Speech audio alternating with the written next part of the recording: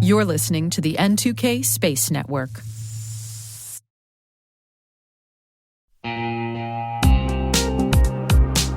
Hey everybody, Dave here. I've talked about Delete Me before, and I'm still using it because it still works. It's been a few months now, and I'm just as impressed today as I was when I signed up. Delete Me keeps finding and removing my personal information from data broker sites, and they keep me updated with detailed reports, so I know exactly what's been taken down. I'm genuinely relieved knowing my privacy isn't something I have to worry about every day. The Delete Me team handles everything. It's the set it and forget it peace of mind.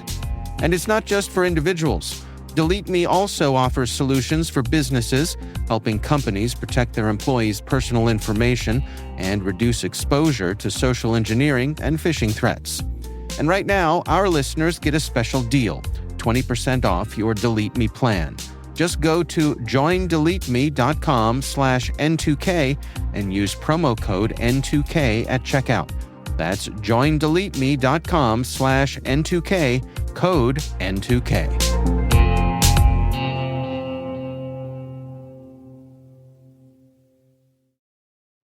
The American Institute of Aeronautics and Astronautics, better known as AIAA, is a professional society for the field of aerospace engineering. AIAA has over 30,000 members from 91 countries and 95 corporate members. It was created in 1963 by the merger of the American Rocket Society and the Institute of Aerospace Sciences, and it's recently rolled out a brand refresh to go along with its brand new leadership.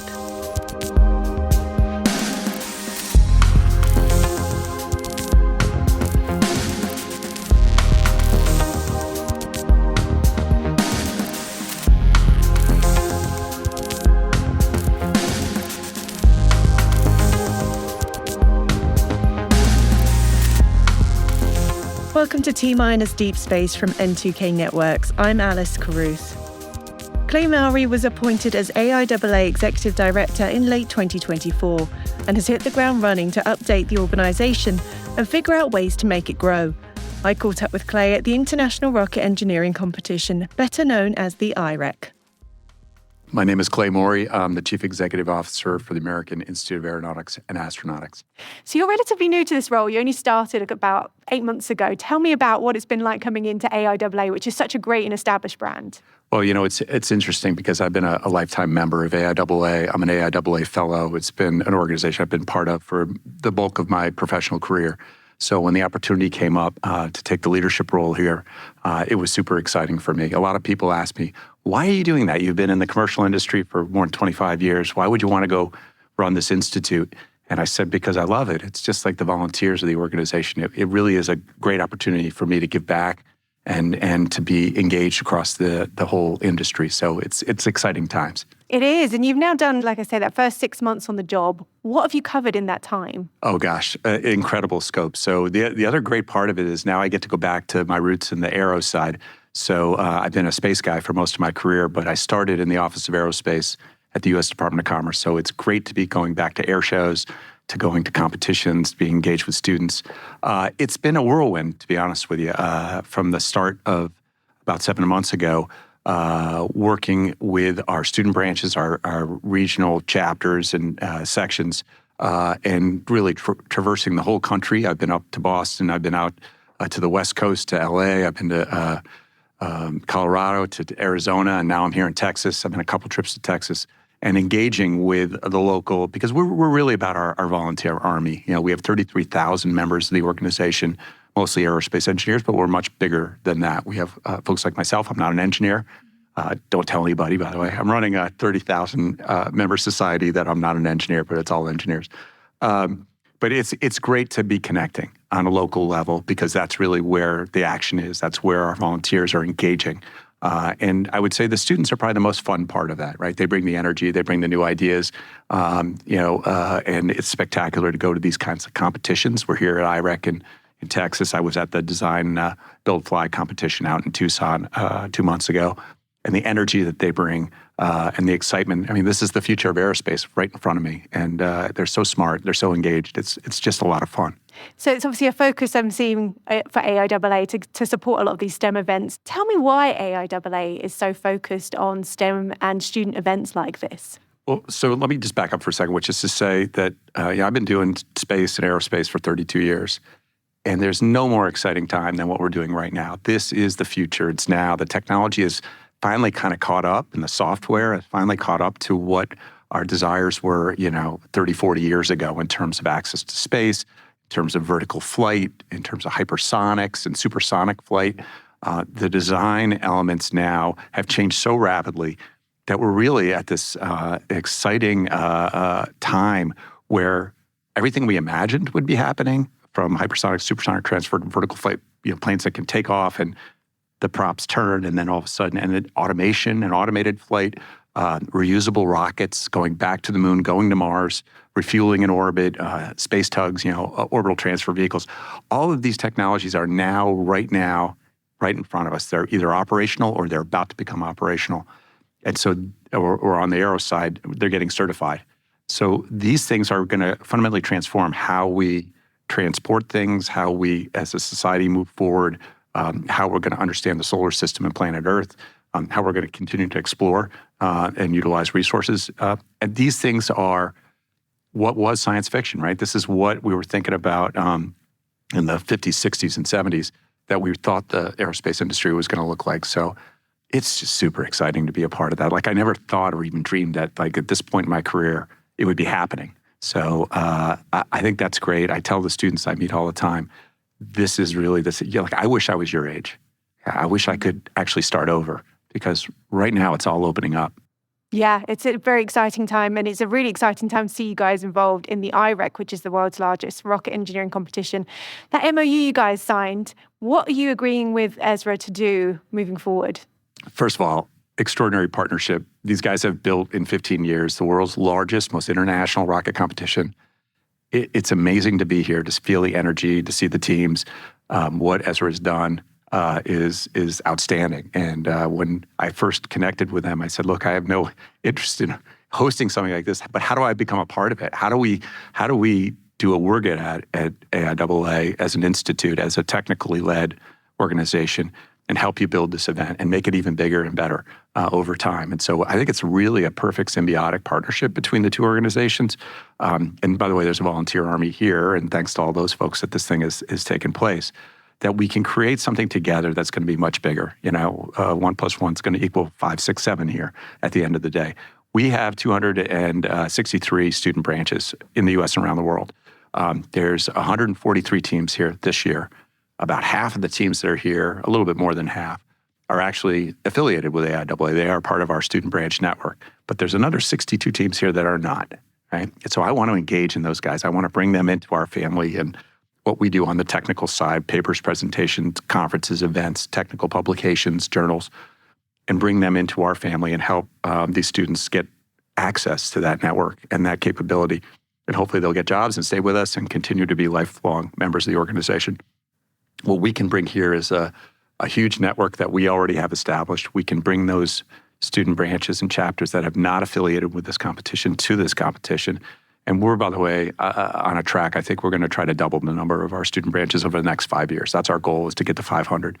And there's over 1,000 students, 1,000 colleges and universities that are part of the NASA Space Grant Consortium that's here in the U.S. So, 500, getting half of those. Right now I'm at a quarter, and that's not even talking about the internationals. So I think there's plenty of headroom here. There's plenty of room to grow, and hopefully we can keep accommodating and building this, right? There's a lot of space here in Texas, right? Texas does nothing small. No, it's true. It's all big. And so I think this is a great place if I was going to figure out a place to launch a student rocket competition. And so really excited, by the way, the 100,000-foot ceiling here. The Rice University team's talking about trying to hit 75 plus 1,000 feet. Yeah. So it's super cool to be part of this. I can't wait to see what comes out of this one this year. Yeah. Is this all part of the future of what you're hoping to bring to the AIAA role now you're as this lead for them? Yeah, they brought me in to try to grow the organization. It's been a wonderful organization, I say, to be part of for over the years, and we made it through COVID, thank goodness. We're on the other side of that, and now we're trying to figure out how do we grow? How do we connect with the next generation of aerospace professionals? And that sounds like an easy thing, like, oh, Clay, okay, but really, like, how do you actually do that? So I describe this a lot to people. I said, look, I'm not a digital native. My kids are all digital natives. They grew up with digital technology at their fingertips, touchscreens and phones and Instagram and all the ways that they connect and communicate with each other. I grew up in an analog world with typewriters, and it was a very different place. And so networking was different when I grew up. You had to actually show up at the event and shake hands with somebody, get a business card and put it in your Rolodex. Those are all terms that nobody knows anymore. What does that mean? And now we're communicating in a much different way. So part of what I was brought in to do was figure out how do we had started this digital transformation before I got there. Dan Dumbucker did an amazing job. But we now have to complete the digital transformation. We have to figure out how do we communicate with students and young professionals in a different way? How do we engage with them? So whenever I go to a student branch, I say, well, how do you guys communicate? Where do you get your news from? How do you communicate with each other? And two things always come up: Instagram and Slack. And so I came back to my team and I say, we need to be all over social media, which sounds kind of funny for a technical society of a bunch of rocket scientists and aerospace engineers. We need to be there, and we need to figure out how to launch a Slack channel. We need to get back into the university section. When you think about it, I'm a sales and marketing guy. I sold rocket launches for years. I was head of global sales teams. And the whole idea is the top of that funnel. How do you fill the top of that funnel so you can actually then get to your real customers at the end of the day? You want to have as big of a universe of what we call the TAM, the total addressable market, that you can have. And so my big goal right now is to grow that addressable market of students and aerospace professionals, show them what we got. You got to have a value proposition. There's got to be meaning behind this at the end. But trying to fill that funnel at the top with digital capability. We have to communicate digitally. We have to engage digitally, and then do stuff. And we still do the face-to-face stuff. We still do the stuff where we have to actually meet as people and engage. But we also have to have a touch point with everybody. I talk a lot about the freemium model. I don't know. Do you know freemium? No. So freemium is like YouTube or Spotify is a great example of freemium, right? If you want to come in with ad-supported content, you can come up and sign up and listen to music or whatever podcast. But if you want to have no ads, or if you want to have another level of experience, access to a bigger library, then you have to pay to be a premium member. Yeah. So you kind of move up this value chain as you go along. And I said to my team, okay, how many people are we communicating with on a daily basis? And they said, well, we have 30,000 people on our distribution list for My Daily Launch. And I said, well, why is it so small? And they said, well, that's our number one member benefit. And I said, no, this is our number one way to communicate and attract people into the organization. You got to stop thinking about it as a walled garden, right? Like where there's a paywall that you're going to hit. So I want to be able to communicate with as many people as we meet, connect. You're going to get our daily feed. Then I'm going to attract you to come to our events. And if you want to come to our events and you want a discount to attend, you're going to join. If you want access to our library of information, you're going to join, and then you're going to get access to that library. And so let's create an easy entry point, really low barriers to entry, frictionless, as we say, and think of ourselves more as a digital content company, content first, digital first, and put that out and make sure that the ability to come in, that's very easy and frictionless. You can kind of join our community, our large community, and then we'll attract you in as a member because you're going to see the benefits, you're going to see the value proposition, and come in the door. So what I'm trying to bring is some of my business acumen and skills from broader into a society and try to think about it a little bit differently. You know, we tend to be very kind of focused on what we're doing on the technical aspects, but not thinking about the bigger picture about how are we communicating with a larger community. So that's a big part of what I'm trying to do.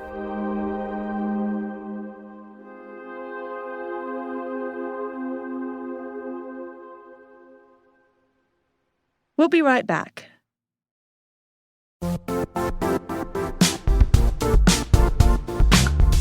And now, a word from our sponsor, ThreatLocker. Keeping your system secure shouldn't mean constantly reacting to threats.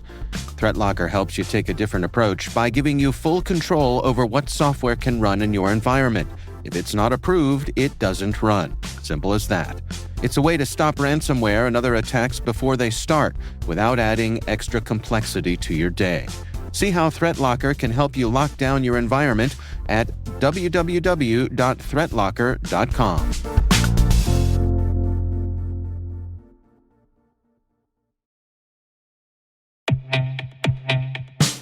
And now a word from our sponsor, SpyCloud.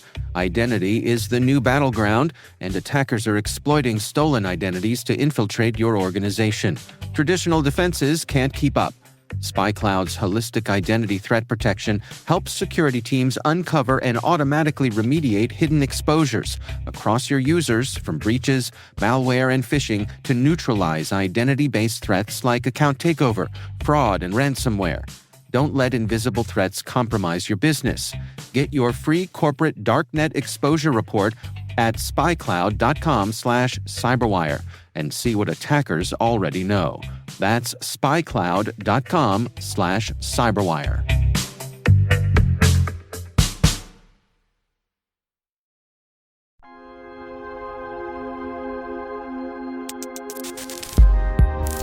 I noticed you also went through a big rebrand since you joined as well. Can you talk us a little bit about that and why you decided to make a whole new rebrand of the way people approach Yeah, AIAA? so I've been part of a lot of different corporations that had huge brands. Blue Origin or Arianespace, was an iconic brand in Europe. And you have to be very careful when you mess with a brand right now. But I also say that every organization I've been in, they tend to do brand refreshes. Every 5 to 10 years, you think about, all right, we're going to tweak the logo, we're going to tweak the tagline, we might change the colors a little bit, or we might make it a little more modern. Even fonts, the fonts that you use evolve over time. And so when I got to AIAA, I was kind of looking at the logo, and I said, as far as I can remember, this is the same logo that's been around. And we went back into the history, and it was really 1963 that they had put it in place, which is older than me, shockingly enough. And the font had changed a little bit. We had lines running through the A's at one point, and then that came out. And the slant to it, a little bit different cant to it. But more or less, it was the same color, same. And this is from the merger of the American Rocket Society and the Institute of Aeronautical Sciences, I think. So these two organizations, the predecessor organizations that had been around from the 1930s and 1950s, that joined to form AIAA. So we looked at it, we looked at the logo. I said, I think we could do a refresh on this or rebrand in a way that would capture more of the spirit of the organization, that would capture a little bit the next generation of folks. And so we started playing around with it. We hired 2 outside firms, ran a little competition. We have an internal team, design team.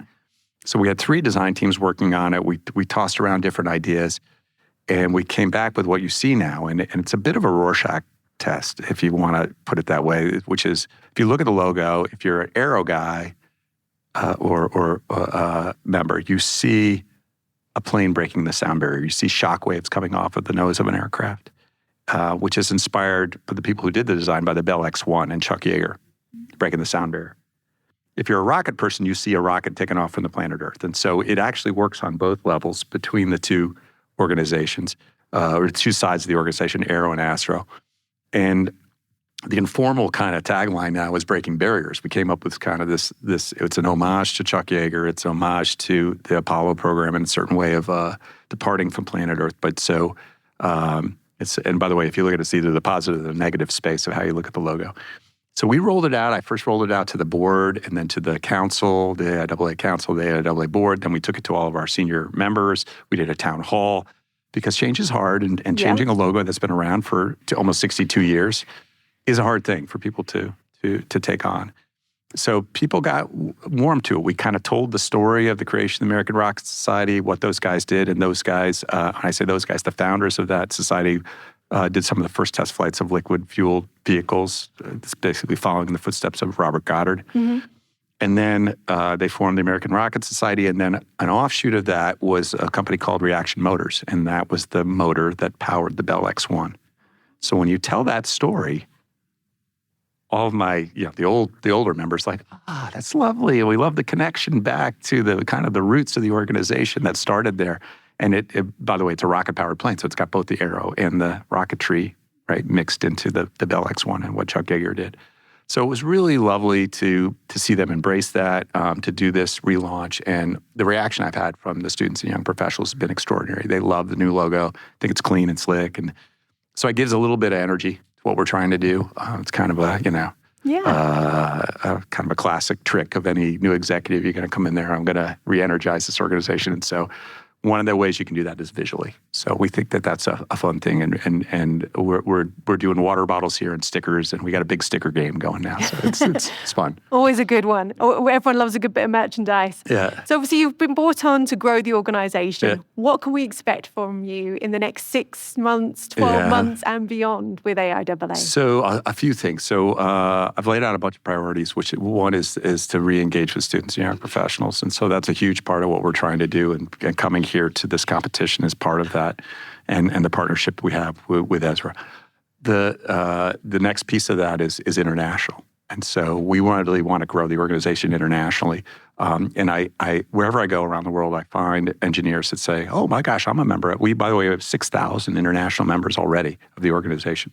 So just hired someone in Europe to represent us in Europe. We're going to try to expand into the Eurasia region as well. I'm going to be in Australia this fall. So we're looking to grow internationally. And when we say that, so we have tons of, I think there's 30 teams here that are international teams. We did our design, build, fly. We had 14 international teams. These folks want to come. This is kind of the biggest, not only the biggest market, but the most innovative market in the world. They want to come to the U.S. to learn, to fly, to compete. Talking to the students here, they love the fact that they're meeting their cohort, right? They're meeting their people are here. They're like, I've never been in a room of this many international aerospace engineers, and I'm meeting people from Brazil and Malaysia and all these places. And so that's the second piece of what I'm trying to do, is to grow it internationally. And then the final piece is to be relevant across the career arc. So we have a huge problem in the organization in that students come, they join, they do a competition where they present their first paper at one of our student conferences, and then they leave us. And so we're not very sticky, as we say in the business, right? We're not good at retaining, or I should say, we're not good at delivering a value proposition beyond graduation. Why would you want to be a member of ours? Why would you want to stay with the organization?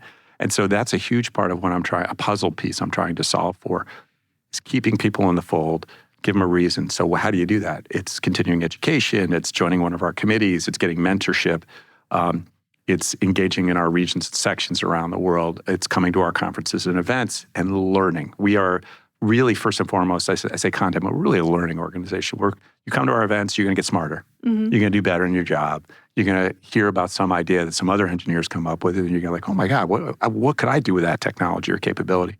So we want to be a learning organization. And one of the speakers this morning talked about being a constant learner, about going to college basically every day his whole life. And that's exactly what we want to be as an organization, that people see us and view us as a place not only where they can network and they can get their start as a student, but they're going to continue to learn over the course of the career.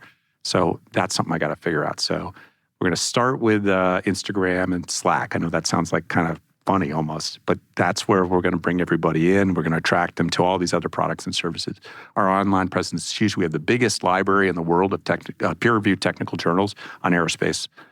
So it's called ARC, and it's digitally online. And it's about 40% of what we are as an organization, is these 200,000 books and journal articles and every year we put another 5,000 or 6,000 new articles into this that are peer-reviewed, highly technical, state-of-the-art. So if you want to learn, that's basically where people come to us. And who subscribes? Companies, space agencies, federally funded research development corporations, universities. They all subscribe to this library. And so it is, and now we got to make that AI searchable, by the way, so that if you want to go in and do a query, you're going to get the best results. You're going to get the top 4 or 5 articles about what you want to do, whether it's designing a new wingtip for a plane or understanding thermodynamics or thrust vector control, whatever the technical piece is, you can zero in on what that is.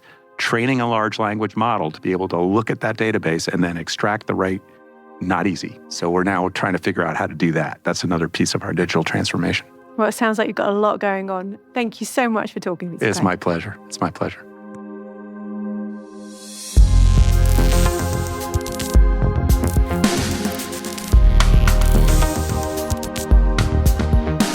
That's it for T-Minus Deep Space, brought to you by N2K Cyberwire.